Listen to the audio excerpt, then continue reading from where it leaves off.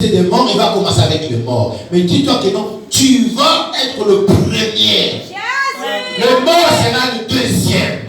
Car toi, tu seras déjà prêt parce que tu as déjà enterré ton corps. Amen. Si tu arrives à enterrer ce qui est ton corps, c'est l'esprit qui va vivre. Amen. Pendant Dieu va venir chercher les esprits qui sont morts, toi tu seras le premier puisque tu vis avec Jésus. Amen. Est-ce que quelqu'un peut le comprendre? Amen. Prépare-toi. Prépare-toi. Ne sois pas comme les gens là qui sont en train de vivre dans le monde croyant que non, bazar, bozati. Mais ouais, t'as besoin de la karaté. Maladie, t'as besoin de la karaté. La maladie, tu cours parce que tu as sémé, tu vas à l'hôpital. Le docteur n'arrivera pas. Il est limité. L'argent, tu peux t'utiliser que tu n'auras plus rien. Et tu ne seras pas guéri. Mais il y a un seul personne. Même si la maladie a duré pendant 20 ans ou 30 ans que tu ne connaissais pas Dieu là. Pendant que tu viens, on te parle de Jésus que tu le reçois en tant que Seigneur et Sauveur, tu es sauvé. Amen. Alléluia. Amen. Si seulement tu le crois étant que ton Seigneur et ton Sauveur, à l'immédiat tu seras sauvé. C'est dans la Bible. Du première jusqu'à Apocalypse. Genèse jusqu'à Apocalypse. Jamais quelqu'un est parti le voir et le rendre même vide.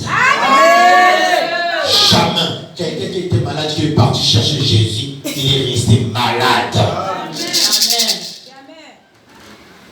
Nulle part.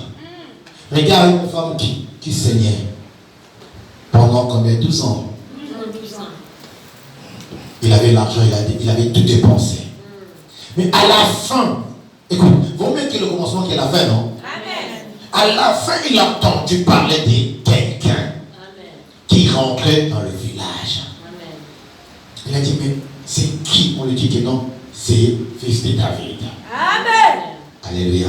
Amen. Mais David, il était déjà mort depuis. Ça fait des années qu'il a été mort, qu'on l'avait déjà enterré. Qu'il y a des gens qu'on l'avait déjà oublié. Mais le nom de David étant que roi n'était jamais oublié. Amen. Pourquoi? Parce qu'il a avec Dieu. C'est Dieu qui l'avait mis là.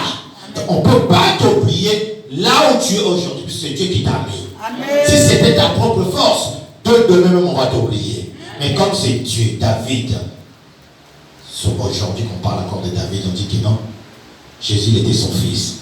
Mais non, Jésus n'était pas le fils de David. Jésus il était le fils de Joseph. On ne parle pas du fils de Joseph. Jésus il était le fils de Dieu, le créateur, l'éternel Dieu. Amen. Mais il faut toujours la référence, pas c'est son père qui était comme adoptif. On peut dire biologique, mais biologique c'est son père, Dieu éternel. Son père qui était Joseph, on dit que non, fils de David. Ça veut dire David qui était descendant Joseph qui était descendant de David. Alléluia. Amen.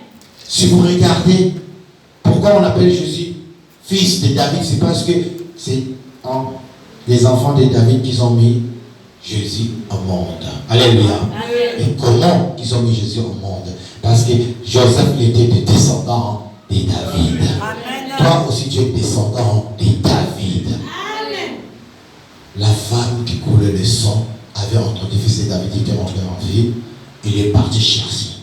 Alléluia. Amen. Il a dit, si je viens en face comme ça, les gens qui se connaissent, qui non, je suis malade, il ne me laissera pas. Alléluia. Amen. Pourquoi? Parce qu'il était... Alléluia. Amen. Et tellement il y avait la foule aussi, mais il a eu la sagesse du vide. Il a dit, va derrière, tu touches seulement le vêtement. Alléluia. Amen. Il est passé derrière.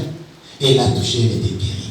Amen. Et Jésus l'avait dit, qui m'a touché? Alléluia. Amen. Est-ce que quelqu'un peut toucher Jésus aujourd'hui? Amen. Papa Doudou, tu peux toucher Jésus aujourd'hui. Amen. La parole, quand ça sort, si tu ne profites pas, tu rates. Il faut toucher. Amen. Là où tu es, il faut toucher. Amen. Si tu touches, tu es guéri. Il ne faut pas perdre la guérison que Dieu t'a donnée. Amen. Bien, mais si tu viens à l'église aujourd'hui, demain tu ne viens pas, tu as perdu d'avance. Le monde ne donne seulement ce qui est mauvais. La Bible donne ce qui est la vie éternelle. Amen.